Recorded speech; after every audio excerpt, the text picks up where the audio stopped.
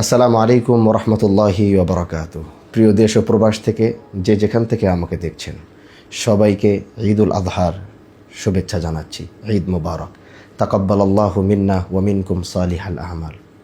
ঈদুল আজহা আমাদেরকে কি শিক্ষা দিয়েছে জানেন?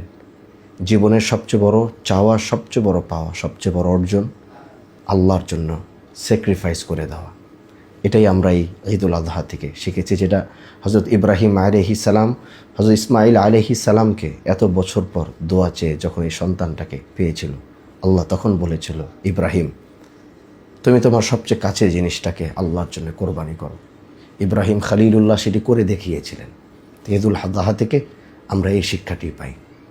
এজন্য আমরা যারা আগামীকালকে ঈদ উদযাপন করব, আমি সবাইকে বলবো, আশেপাশের আমাদের যে গরিব দুঃখী মানুষগুলো আছে, যাদের কখনো সৌভাগ্য হয়নি, তাদের মুখে হাসি ফোটানোর দায়িত্বটা থাকবে আমাদের। আমরা প্রত্যেকে মিলেমিশে আমাদের আশেপাশের গরিব দুঃখী মানুষের মুখে আমরা হাসি ফোটাবো।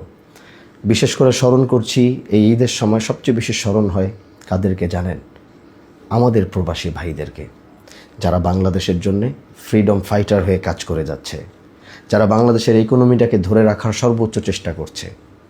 তারা ঈদে কী পায় জানেন? কিছুই না। সেই দূর দূর মাইল থেকে কেউ বাবা ছাড়া ঈদ করছে, কেউ প্রিয় মা ছাড়া ঈদ করছে, কেউ বা কলিজার টুকরা সন্তানগুলো ছাড়া ঈদ করছে। জীবনে পড়াশোনার জন্য দেশের বাইরে থাকা হয়েছে, আমি প্রবাসীদের সেই কষ্টটা একটু হলেও উপলব্ধি করতে পারি। এজন্য আমি আমার প্রিয় প্রবাসী ভাইদেরকেও আমি ঈদের শুভেচ্ছা জানাচ্ছি। ভালো থাকবেন সেই দূর প্রবাসে, আল্লাহ আপনাদেরকে ভালো রাখুক। সবাইকে আন্তরিক মোবারকবাদ জানাচ্ছি। বিশেষ করে আমার প্রিয় শিবচরবাসীকে ঈদের শুভেচ্ছা জানাচ্ছি। সবাই ভালো থাকবেন, মিলেমিশে আমরা এই ঈদটাকে যেন পালন করতে পারি। গরিব দুঃখী মানুষের মাঝে তাদেরকে ছোট্ট করে যেন একটু হাসি ফোটাতে পারি।